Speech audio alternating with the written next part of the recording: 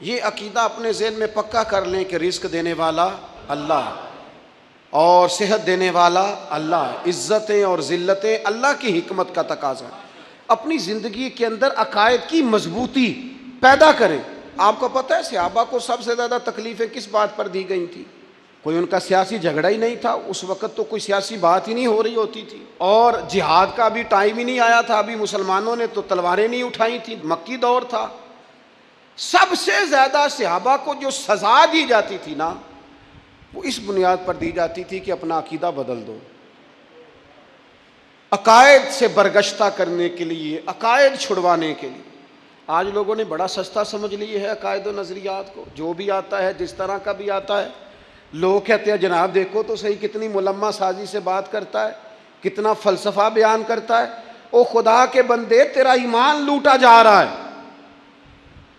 اعلیٰ حضرت فاضل بریلوی رحمۃ اللہ علیہ فرماتے ہیں، سونا جنگل رات اندھیری چھائی بدلی کالی ہے، سونے والو جاگتے رہنا چوروں کی رکھوالی ہے۔ سونے والو جاگتے رہنا چوروں کی۔ یہاں تو لوگ ہمارے عقائد کو تباہ کر رہے ہیں، صحابہ اور اہل بیت کے بارے میں، حضور کی نسبتوں کے بارے میں، اور ہمیں فکر نہیں ہے۔ اتنی دور لے جایا جا رہا ہے، اتنا فکری انتشار اور اتنی غلیظ باتیں معاذ اللہ ذہنوں میں اتاری جا رہی۔ خدا را کچھ تھوڑی توجہ کریں، ہر چمکنے والی چیز سونا نہیں ہوا کرتی۔ تھوڑا سا نا، وہ کسی نے کہا تھا، یوں چلے آؤ نہ برچھی تان کر، اپنا بیگانہ ذرا پہچان کر۔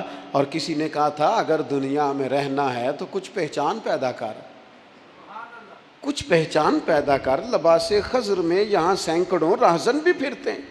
عقیدوں کی پختگی، نظریاتی پختگی، صراط مستقیم پر استقامت بہت بڑی ضرورت ہے۔ حضرت معاذ بن جبل رضی اللہ تعالیٰ عنہ فرماتے ہیں، میں جب سفر کے لیے جانے لگا تو میں نے اپنے کریم محبوب علیہ السلام کی بارگاہ میں عرض کی، یا رسول اللہ مجھے کوئی نصیحت کر دیں۔